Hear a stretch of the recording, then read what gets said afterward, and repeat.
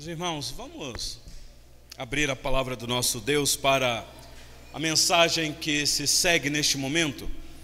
Carta do apóstolo Paulo aos Efésios, capítulo 1, apenas o versículo 1 e 2. Hoje eu quero fazer aqui uma introdução com vocês à carta aos Efésios. Depois de um tempo com esta igreja, fazendo uma exposição de alguns livros do Antigo Testamento, palavras bem duras, fizemos uma exposição aqui do livro de Naum, profeta do Senhor Deus, levantado numa época muito difícil, o Senhor Deus trazendo uma palavra de juízo para aquele povo. Nós tiramos algumas lições para nós aqui, e estamos vendo a história se repetindo na nossa geração. Fizemos também uma exposição do livro de Abacuque com os queridos irmãos, que Abacuque também um outro profeta, que vai na mesma batida de Naum, profetizando o juízo que estava prestes a acontecer. E fizemos uma análise aplicativa do livro de Abacuque e vimos que a nossa geração não está diferente do que aquela geração da época do profeta Abacuque. E encerramos a série de exposição do livro dessa tríade, por assim dizer, que nós propomos para a igreja, com o livro do profeta Sofonias. Ficamos um tempo aqui considerável com os irmãos expondo aqueles 3 capítulos. Que Sofonias também é um outro profeta que vai na mesma batida de Naum e Abacuque, num tempo de uma geração rebelde e o juízo prestes a acontecer.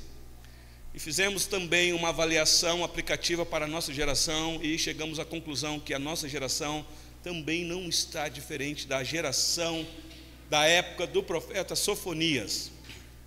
A pergunta que ficou foi: se Deus exerceu juízo para aquela geração e exerceu mesmo, o que aguarda a nossa geração, meus irmãos? Que tipo de juízo está prestes a acontecer? O que é que está acontecendo com a nossa humanidade? Então foram palavras de alerta para a igreja. Só que agora eu quero começar com vocês uma exposição da carta do apóstolo Paulo diretamente a uma igreja agora do Novo Testamento. E esta carta não é uma carta direcionada apenas para uma igreja específica. Muitos estudiosos dizem que a carta do apóstolo Paulo aos Efésios não era só para aos Efésios, na cidade de Éfeso, uma cidade da Ásia Menor da época. Era uma carta para ser circulada em outras cidades. E ela tem uma característica muito peculiar de ser uma carta não só para aquela época, mas uma carta para ser circulada em todas as épocas para a igreja do Senhor Jesus. Então chegou para nós aqui, temos nas nossas mãos. Então este é o motivo de fazer com vocês, iniciar hoje aqui uma exposição desta carta tão maravilhosa, meus irmãos. São apenas 6 capítulos, eu não sei quando irei terminar a exposição desta carta. Digo para os irmãos que não terei pressa, nós vamos com calma aqui, tirando algumas lições. Hoje eu vou tentar ver com vocês os 2 primeiros versículos, lembrando as mamães e os papais que estão com as crianças aí, menorzinha, não há problema nenhum se você precisar levantar para ir ao banheiro. Ali no cantinho tem uma área específica para a criança, se ela ficar um pouquinho mais agitada, está pertinho ali, você não fica sem ouvir a mensagem, pode assim o fazer, tá bom? Mas se você puder conter a criança aí, para ela envolver nesse momento, é importante, meus irmãos. O que eu tenho tido de experiência com as crianças dessa igreja, como elas estão sentadas aqui na frente, a maioria delas. O nosso desejo é, quem sabe, futuramente a gente consiga aí uma boa equipe e na hora da mensagem todas as crianças sentem aqui nos 2 primeiros bancos, pertinho do pastor, ouvindo a mensagem. Talvez você vai falar assim: pastor, elas vão entender o que o senhor prega? Porque às vezes nem eu entendo. Eu não estou pregando confiando que se você vai entender a pregação que eu irei fazer. Não, eu estou confiando naquilo que o Espírito Santo vai falar ao teu coração. Porque eu não quero que você entenda o que eu digo, eu quero que você entenda o que o Espírito Santo revelou. Porque se ele não revelar no teu coração, não adianta, senão vai ser apenas uma mensagem intelectual. Você só vai compreender a interpretação humana. Mas há um mistério aqui, meus irmãos, espiritual, que pregador externo nenhum consegue comunicar. Por isso eu confio que o Espírito Santo pode falar aos corações das crianças, e fala mesmo, eu não tenho dúvida disso.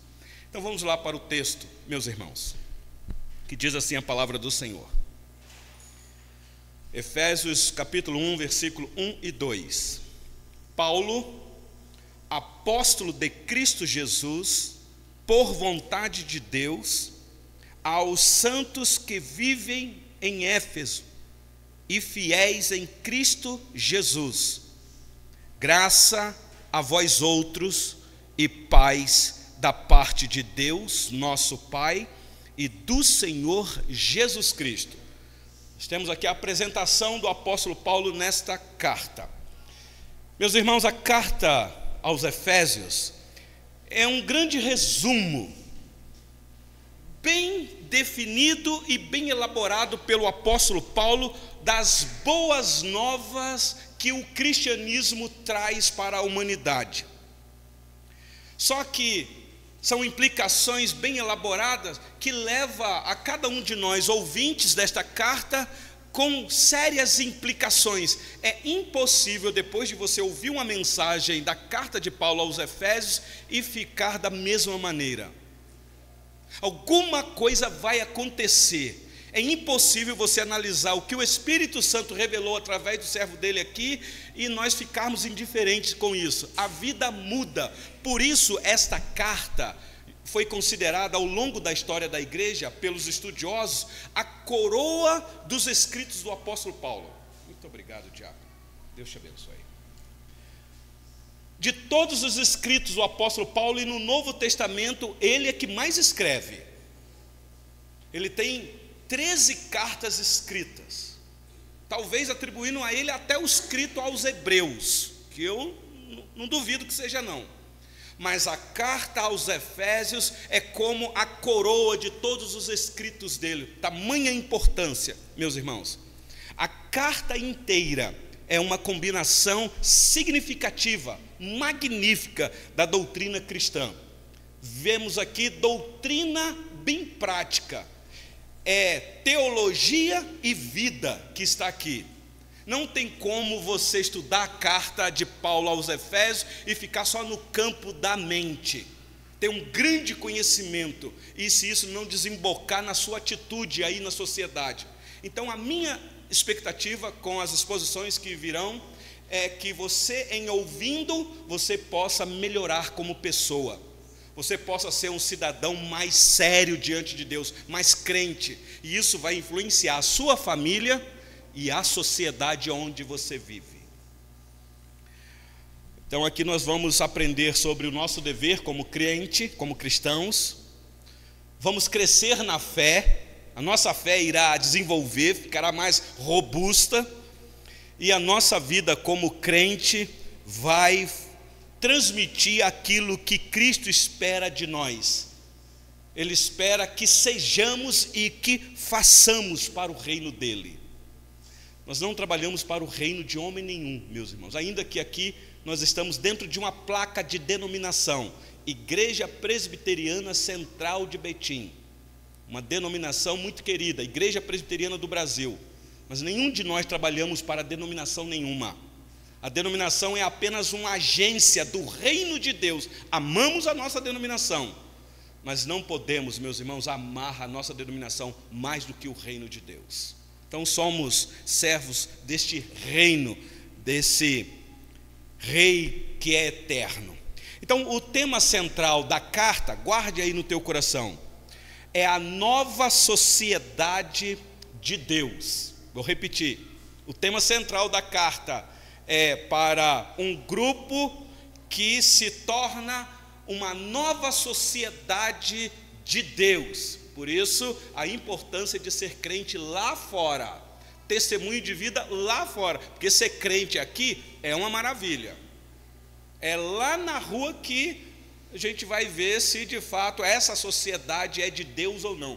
E de vez em quando a gente vê alguns testemunhos de crente aí na sociedade que a gente fala, será que de fato é crente mesmo?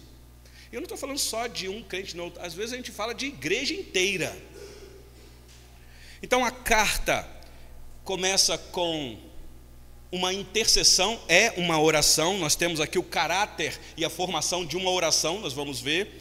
Ela também é uma carta de proclamação. Você vai ser incentivado a proclamar esse Deus que é bendito, e é um Deus trinitariano. Eu sei, meus irmãos, que existem muitas pessoas que têm dificuldade com esta palavra. Aliás, existe uma religião inteira na nossa nação que trabalha veementemente para combater aqueles que creem que Deus se revela em 3 pessoas, chamando os crentes que creem na Trindade Santíssima de herege. Como que pode vocês acreditarem em 3 deuses? E aí o crente fica enrolado, porque nós não conseguimos explicar direito, nos mínimos detalhes. Porque, meus irmãos, é impossível explicar o inexplicável. Eu não consigo explicar a Trindade, não sei vocês. Eu creio porque a Bíblia me apresenta.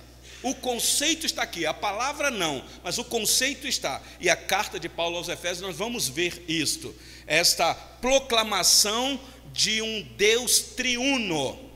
Deus Pai, o Deus Filho em Cristo, o Messias ungido de Deus, e o Deus Espírito, aquele que convence o homem do pecado, da justiça e do juízo. O Espírito Santo não pode ser uma força, porque força não entristece. Força ela diminui, mas ninguém entristece uma força. Aliás, eu nunca vi alguém entristecer uma força. E a Bíblia diz que nós não devemos entristecer o Espírito Santo. E também esta carta é uma carta evangelística. A minha expectativa é que essa igreja se torne uma igreja missionária com a exposição desta carta. Que você seja um evangelista, um proclamador do evangelho, um anunciador das boas novas. Anunciar Jesus nesse mundo tão perverso, meus irmãos. A maldade está aí descambado em todos os lados. E a igreja precisa se levantar. Nós precisamos falar. Precisamos anunciar essa salvação em Cristo Jesus. Então, essa carta foi escrita, como vocês já viram aí, pelo apóstolo Paulo, quando ele estava na sua primeira prisão em Roma. Então, não é uma carta escrita por alguém que estava num lugar confortável.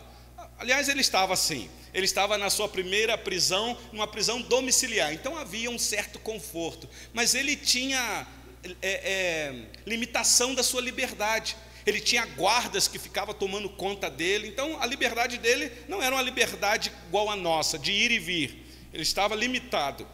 Mas o evangelho não está limitado. Porque Paulo não podia voltar em Éfeso, ele escreveu a carta. E louvado seja Deus pela carta. Porque se ele tivesse ido lá, nós não teríamos essa preciosidade que temos aqui agora. Essa carta do apóstolo Paulo, porque foi ele que esteve lá nessa cidade. Atos capítulo 19 registra isto. Quando então, por 3 anos, ele esteve naquela cidade e pregou o santo evangelho, e ali plantou uma igreja, uma maravilhosa igreja, numa cidade totalmente idólatra. Daqui a pouco eu vou falar disso.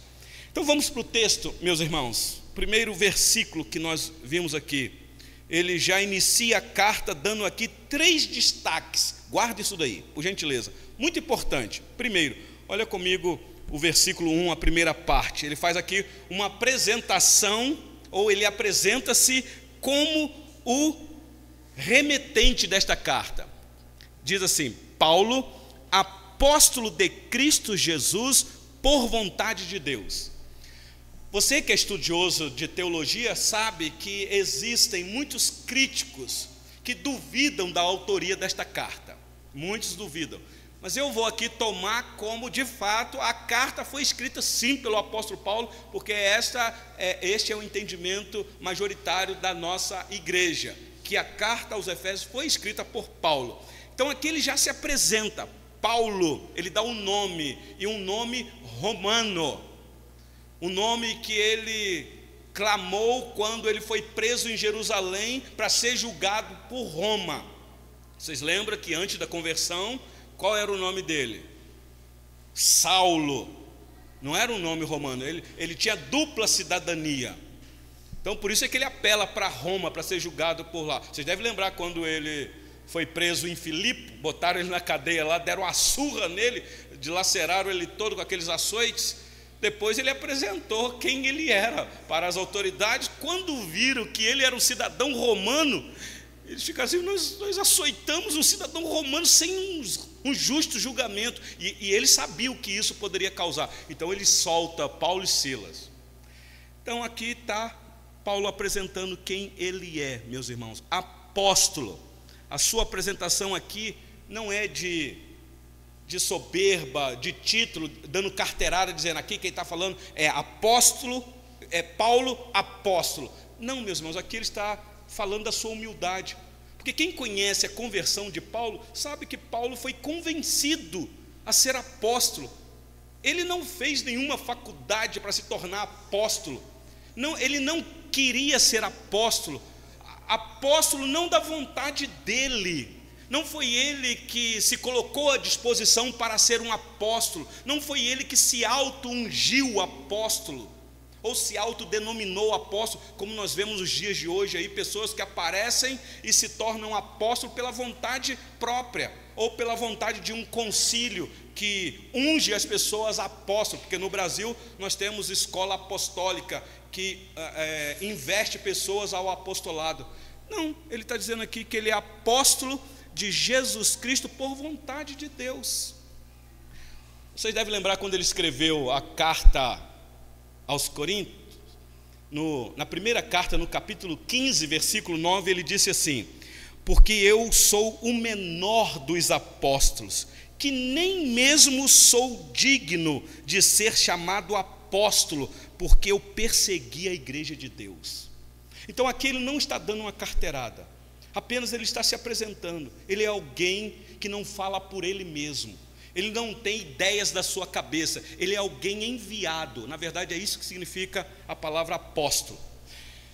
Então, meus irmãos, o apóstolo Paulo foi escolhido, foi chamado e enviado para ensinar com autoridade. Preste atenção nesse detalhe, porque isso é muito importante hoje. Nós temos que tomar cuidado com o que nós iremos ouvir, da parte de quem, saber a identidade dessa pessoa. Quem é essa pessoa que está falando da parte de Deus comigo? Quem é que está dizendo que Deus manda te dizer? Que coisa é essa? Quem é essa pessoa? Ela vem da parte de quem? Se ela vem da parte de Deus, quais são as credenciais, quais são as evidências, meus irmãos? Então, o seu apostolado viera da vontade de Deus. Nenhum homem constituiu Paulo apóstolo, ninguém, nenhuma igreja. Então o que Paulo diz aqui é para prestarmos atenção, porque o que vai vir agora é obra exclusivamente de Deus, porque senão nós perderíamos tempo aqui, meus irmãos. Se fosse só de homem, se fosse só da cabeça do apóstolo Paulo, então a gente iria perder tempo, porque é da cabeça de um homem comum. Não. O que nós vamos ver aqui é alguém que é enviado da parte de Deus, que o Espírito Santo inspirou esse homem de uma tal maneira que o que ele vai falar aqui é de Deus para o nosso coração.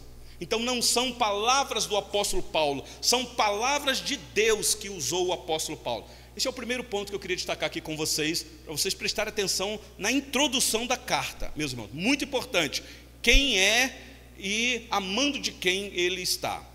Ainda no versículo 1, olha aí na sua Bíblia, no finalzinho, continuando, ele diz assim: apóstolo, Paulo, apóstolo de Cristo Jesus, por vontade de Deus, aos santos que vivem em Éfeso.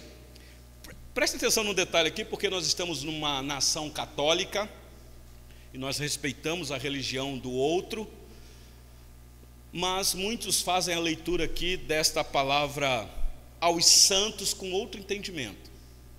Quem veio aí da igreja católica deve saber disso.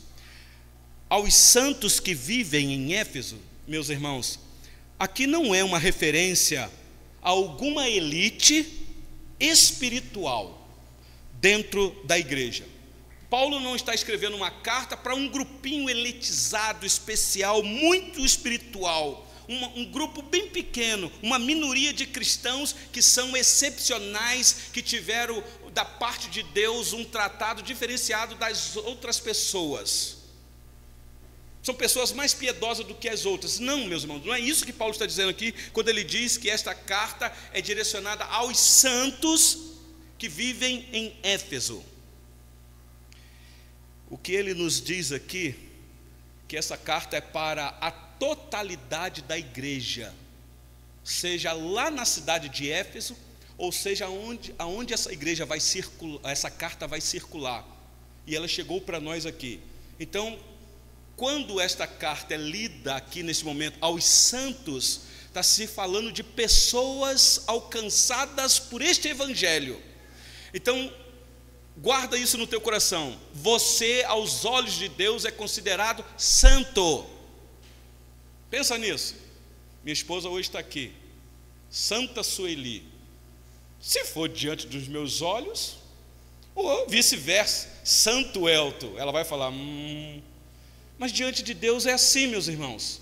Somos pecadores, precisamos do perdão de Deus ainda, mas aos olhos do Senhor já somos separados desse mundo, já fomos salvos das garras de Satanás, já não fazemos mais parte deste mundo, apenas estamos neste mundo com uma missão muito específica. Então, aos santos, aos crentes, aos salvos, aos cristãos que estão na cidade. Então, santos porque foram separados para pertencer a Deus. Nós não somos mais de nós mesmos, somos de Deus. Então, não é, um detalhe, santos aqui também não é a pessoas mortas que foram canonizadas. Você deve entender isso aí, porque santos no nosso conceito, nessa sociedade, é pessoas que morreram e ficaram tão bonzinhas depois de mortas que foram canonizadas. Eis aí os santos. Não, meus irmãos. Por que Paulo escreve dessa maneira? Se você olhar o contexto, a cidade de Éfeso era, na época, a capital da Ásia Menor, uma cidade muito importante no primeiro século. Os entendidos dizem que na época do apóstolo Paulo, essa cidade tinha mais de 300 mil habitantes. Se você fizer um apanhado, só aqui em Betim nós estamos na casa de 450 e poucos mil habitantes. Então, a cidade de Éfeso era um pouquinho menor do que a cidade de Betim, um pouquinho menor, mas uma cidade significativa, com muita gente lá. Mas era uma cidade extremamente idólatra. Idolatria para tudo quanto era lado. É lá que tinha o templo da deusa Diana. Depois faz uma pesquisa aí. Deusa Diana, muito adorada pelos Éfesos, ou os Efésios. E Paulo plantou nesta cidade uma igreja. Durante 3 anos que ali ele ficou. E a igreja de Éfeso tem um endereço certo. Olha aí na sua Bíblia. Diz Paulo que ela é cidadã do mundo. Em Éfeso, ela tem um endereço fixo, em Éfeso. Mas também ela é uma cidadã do céu, está em Cristo, porque o texto diz assim: Paulo, apóstolo de Cristo Jesus, por vontade de Deus, aos santos que vivem em Éfeso e fiéis em Cristo. Então a igreja está localizada fisicamente para se reunir, mas ela não é daquele lugar, porque ela é de Cristo. E isso até hoje, meus irmãos, a nossa alma não pode ser uma alma que adora o local. Templo não são paredes, templo não é parede, templo é vida. Vida que está em Cristo, porque quando nós saímos daqui, meus irmãos, eu sei que tem a razão social ali na parede, e quem passa na rua, fala assim, ali é a igreja presbiteriana. Eu entendo quando a pessoa fala isso, mas isso é uma alma de uma religião antiga, porque quando alguém passa na rua e está fechado e não tem ninguém aqui, isto aqui não é igreja. A igreja está lá na casa, está lá no trabalho, está dirigindo na rua. Aqui está o local onde a igreja reúne. Igreja somos nós.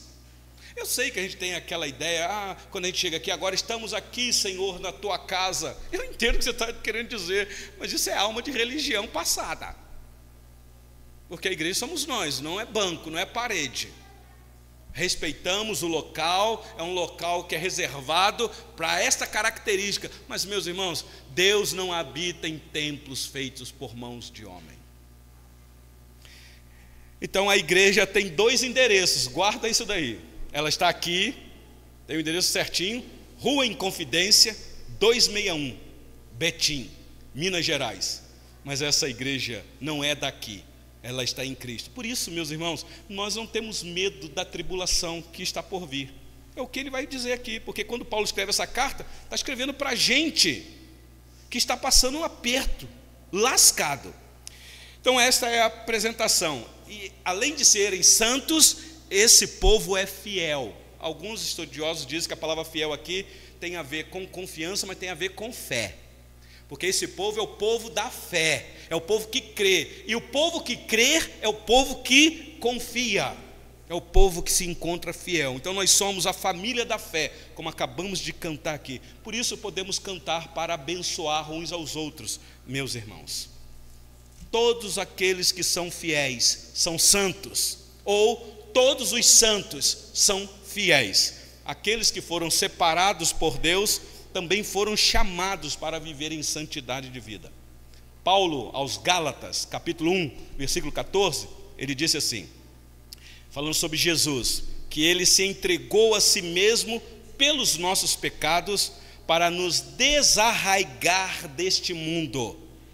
E ele diz que este mundo é um mundo perverso, segundo a vontade do nosso Deus e Pai. Então, às vezes, meus irmãos, nós estamos muito enraizados aqui nesse mundo. E a palavra arraigar aqui é tirar pela raiz. É igual uma árvore, quando está muito plantada. Às vezes o crente pensa que as bênçãos de Deus na vida dele é só para esse mundo. Por isso é que quando o Senhor Deus não abençoa ele aqui nesse mundo, ele fica triste. Ele não entende. Ele fala, mas pera lá, eu sou fiel. Eu vou na igreja, eu dou até dízimo, eu contribuo, e eu estou doente, eu estou nessa crise lascada. O que está acontecendo? Deus me abandonou. Muito pelo contrário, talvez isso tudo está acontecendo, é Deus desarraigando você deste mundo perverso. Meus irmãos, só existe uma maneira da parte de Deus, dele nos desarraigar deste mundo. Adivinha qual é? Não é te encher de bênçãos, porque se ele te encher de bênçãos, cada vez mais você vai enraizando aqui neste mundo. É para dizer, olha, essa terra não é tua, não é o teu lugar. Por isso é que às vezes a gente passa por dificuldades, a gente não entende. É para a gente almejar a mansão celestial, como o irmão orou aqui. Daqui a pouco nós vamos cantar num lindo coral, na eternidade. É o teu desejo ou não? Pois é, então está aqui.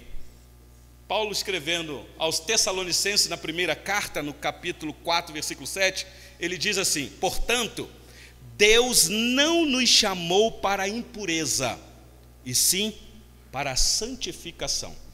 Então está aqui, meus irmãos, este primeiro versículo apresentado. Paulo, apóstolo de Cristo Jesus, por vontade de Deus, aos santos que vivem em Éfeso e fiéis em Cristo Jesus.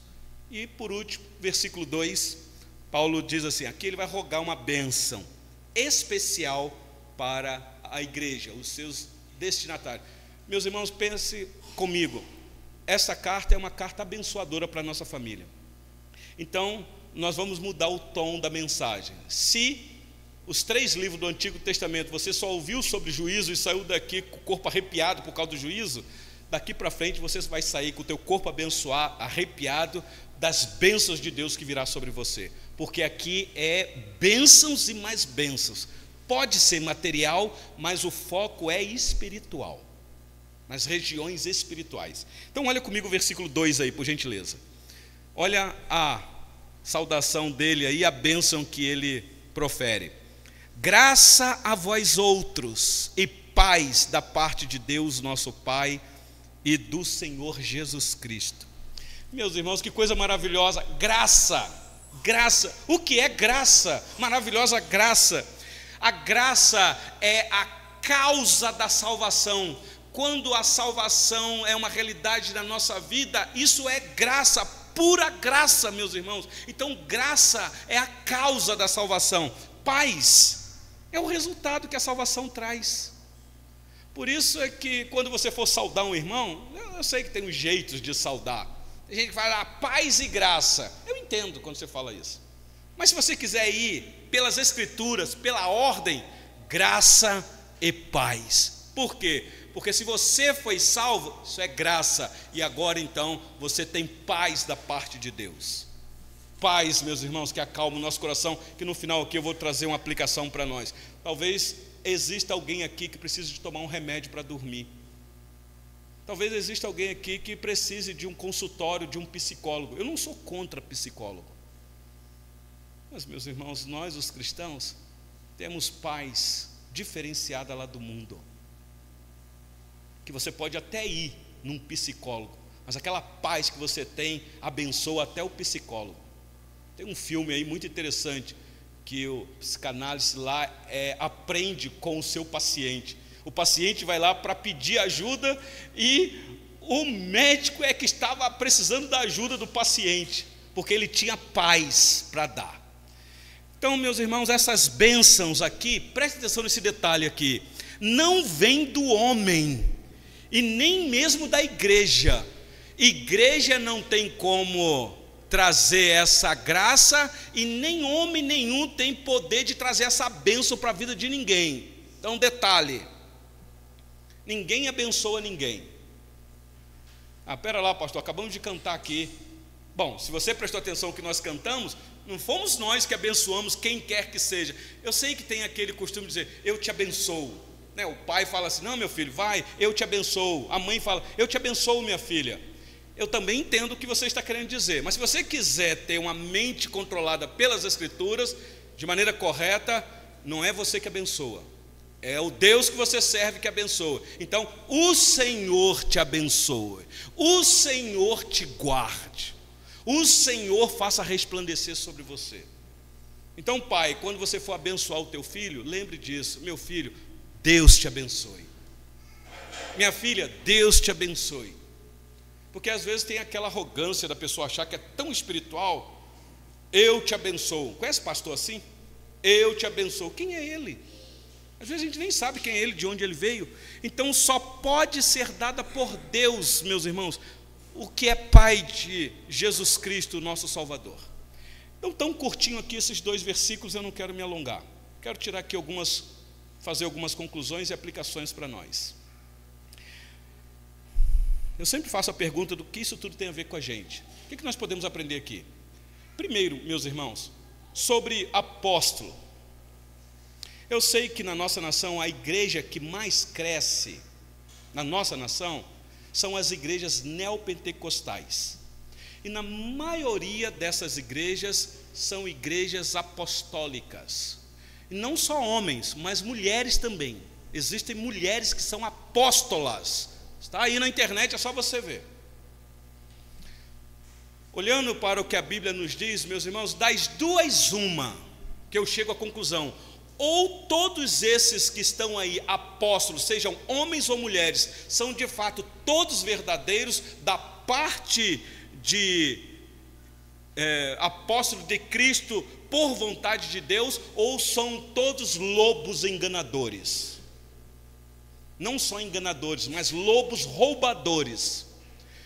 Se você quiser me fazer a pergunta, falo, pastor, qual opção o senhor fica? O senhor quer que eu diga? Vocês querem que eu diga ou já chegaram à conclusão? Para mim, todos os apóstolos verdadeiros já morreram. Se existe algum apóstolo hoje, ressuscitou.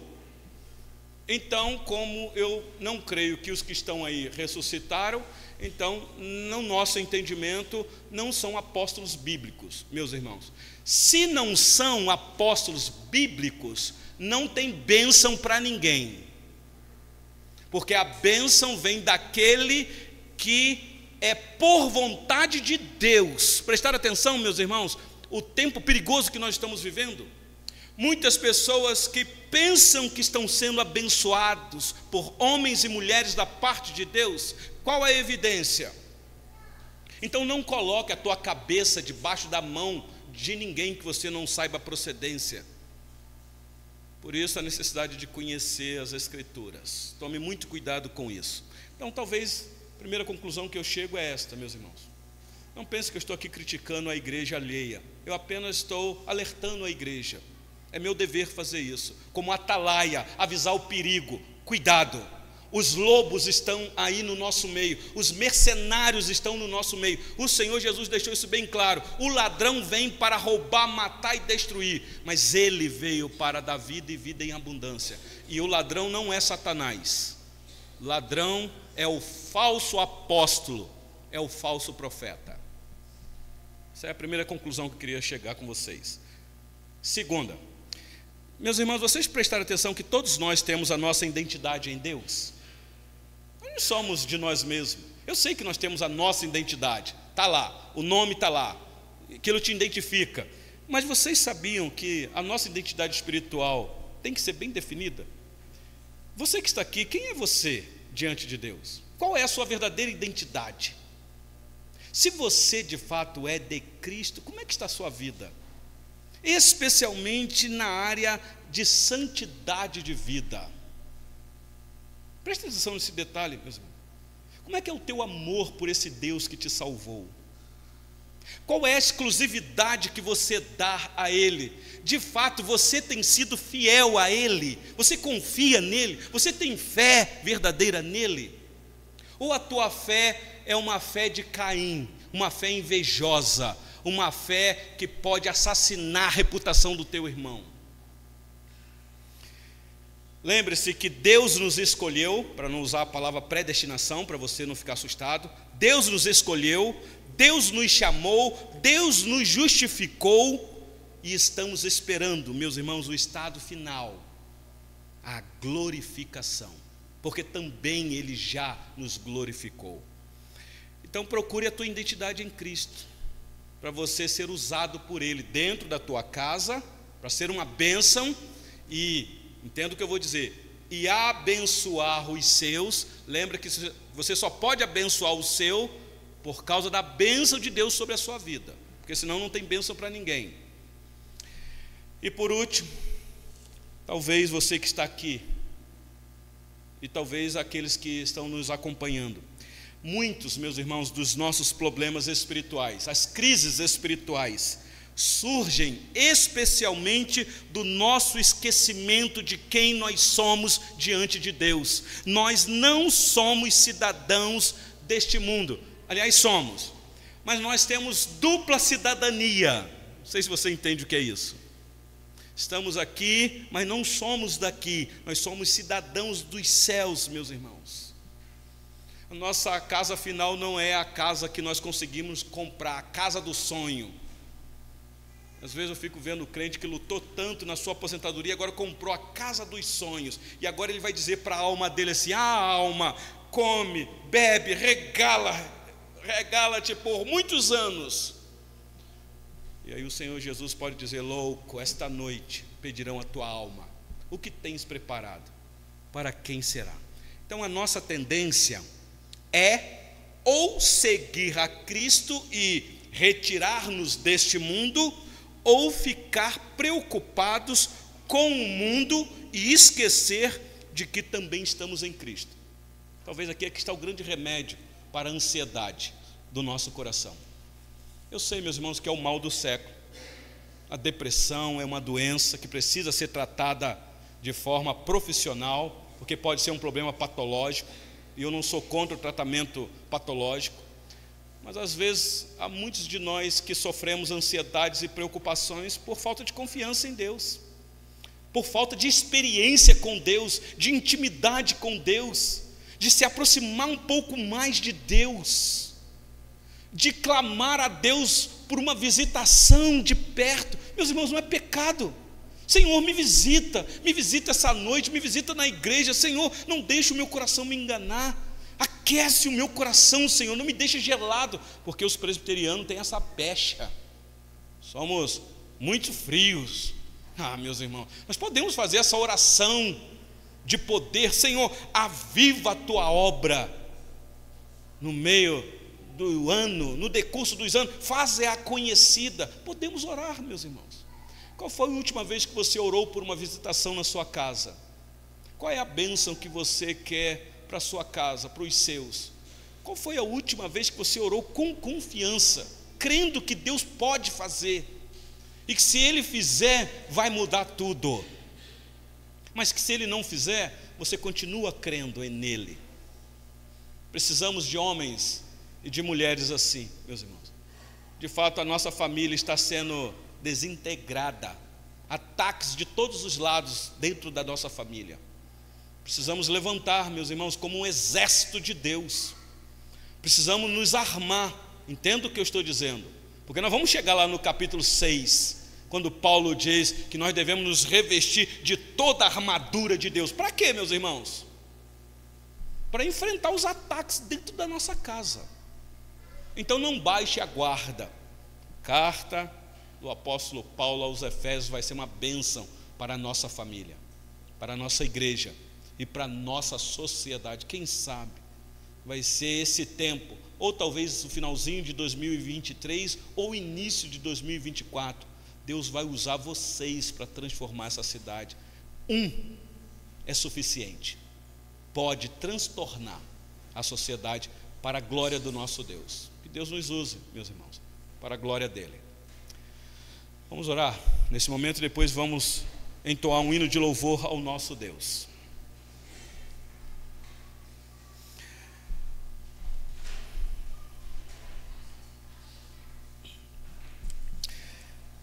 Chegou alguns pedidos de oração até nós.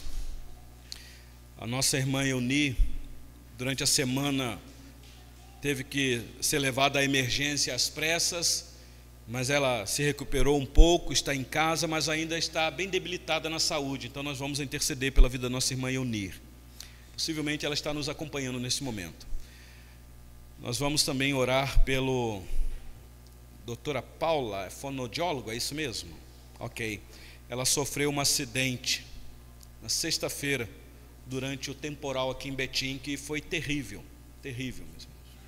Muitas pessoas foram afetadas. Então chegou até nós aqui um pedido de oração pela doutora Paula, que esse temporal, ela sofreu aí os intempéries dessa tempestade que caiu aqui na cidade de Betim. Atingiu muitas outras pessoas. E claro, nós vamos orar pelas nossas famílias também aqui nesse momento. Então oremos nesse momento, meus irmãos. Senhor Deus, nós sabemos da nossa incapacidade em pedir ao Senhor alguma coisa, porque quem somos nós para falar com o Senhor, o Rei do Universo, o Deus Todo-Poderoso, o Deus que não pode contemplar a maldade diante dos olhos, Deus justo. E reconhecemos, Senhor, a nossa insignificância mesmo diante do Senhor. Mas, ó Deus, aqui nós não estamos fiados na nossa capacidade, porque sabemos do que o pecado causou em nós. O pecado nos matou, Senhor, criando um grande abismo entre nós e o Senhor, de maneira que é impossível aproximar do Senhor da maneira que o pecado nos atingiu. Mas, ó Deus, aqui estamos fiados na obra que o Filho do Senhor realizou na cruz do Calvário, quando o Senhor enviou Ele para morrer por pecadores. Isso nos mostra, Senhor, que pecadores estavam perdidos, precisando de salvação. Pecadores não podem salvar-se a si mesmo. Pecadores precisam de resgate urgente, Senhor. Mas aqui na noite deste dia, agradecemos ao Senhor, porque como pecadores que ainda somos, reconhecido de que já fomos salvos pelo Senhor, resgatado por este amor eterno do Senhor, pela obra do Teu Filho amado. Ele já nos salvou, agora já nenhuma condenação há, e podemos, Senhor, nos aproximar do Senhor com santo temor, mas com intrepidez. Aqui estamos, Senhor, para suplicar ao Senhor misericórdia, como cantamos aqui, ó Pai. Tu és Pai de misericórdia, Tu és o Pai dos órfãos e dos necessitados. Ó Deus, aqui nesta noite, estamos aqui em família, e o Senhor conhece os dramas das nossas famílias. Não há nenhuma família perfeita aqui, Senhor. Toda família aqui representada precisa de um socorro do Senhor, ó Deus, porque às vezes nos faltam os recursos da terra, não há mais argumentos, nós não conseguimos mudar ninguém. Quantos pais vivem no drama, Senhor, de quererem ver os seus filhos rendidos aos pés do Senhor, mas às vezes já não sabem nem mais o que fazer, Senhor. É nessa hora, Senhor, que confiamos em Ti, que o Senhor, sendo o Deus da nossa vida, é o Deus da nossa família, é o Senhor que edifica a nossa casa. Pedimos-te, Senhor, tenha compaixão, age com poder e graça. Ó Deus, Tu és Deus Salvador. Se porventura algum membro de família aqui que ainda não foi alcançado por esta graça bendita, ó Senhor, Tu és Deus Salvador. Salvação pertence ao Senhor. É o Senhor que salva. É o Senhor que tem poder de mudar o coração de pedra num coração de carne. Pedimos-te, Senhor, para a glória do Teu próprio nome e para a alegria, Senhor, da família. Pedimos que o Senhor continue com a Tua bênção sobre as nossas vidas, neste mundo perverso. Não deixe que o nosso coração seja enraizado aqui neste mundo, mas que possamos viver neste mundo para fazer a diferença, Senhor, não nos conformando com este século, mas transformando pela renovação da nossa mente, porque temos a mente de Cristo. Assim clamamos ao Senhor. E agora eu quero também interceder pela vida da nossa irmã Euni, que ainda está, Senhor, na limitação da sua saúde, a voz muito fraca.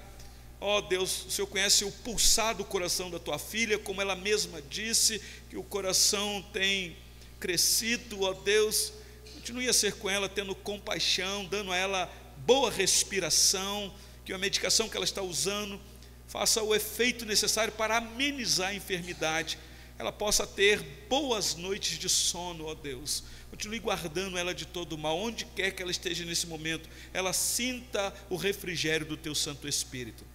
E assim clamamos também pela doutora Paula. Não a conhecemos pessoalmente, mas chegou até nós, Senhor, este pedido. Clamamos ao Senhor, não sabemos do estado de saúde dela. Talvez, Senhor, o que mais afetou foi o estado emocional, porque às vezes, Senhor, assusta. A tempestade que caiu aqui na nossa cidade na sexta-feira assustou muitos de nós, ó Deus.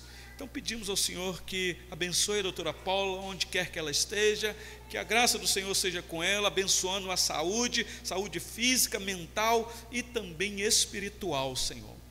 E eu quero lembrar, Senhor, da nossa nação, pelos poderes constituídos, que o Senhor continue, Senhor, a dar sabedoria a esses homens que estão investidos de autoridade na nossa nação, para que eles possam ser usados pelo Senhor para o bem desta nação, do povo desta terra. E eu quero lembrar aqui, Senhor, lá do estado de Maceió, daquela região que está apreensivo, quando muitas pessoas tiveram que deixar suas casas. Nós temos ali amigos que moram ali, nós temos irmãos em Cristo que moram naquela região. Ó Deus, tenha compaixão, Senhor. Nós estamos acompanhando o drama das famílias que tiveram que deixar suas casas, mas que elas possam encontrar, Senhor, guarida do Senhor e local para, Senhor, guardar a sua família. Ó Deus, dê sabedoria à autoridade daquela região para poderem cuidar daquele povo nesse momento que o caos está estabelecido lá naquela região. Clamamos ao Senhor, porque o Senhor é o Deus da nossa nação, é o Deus das nações. Tu reinas sobre todas as nações. Assim oramos com gratidão no coração, crendo que no tempo do Senhor, a vontade do Senhor será cumprida. Assim oramos no nome do Senhor Jesus. Amém.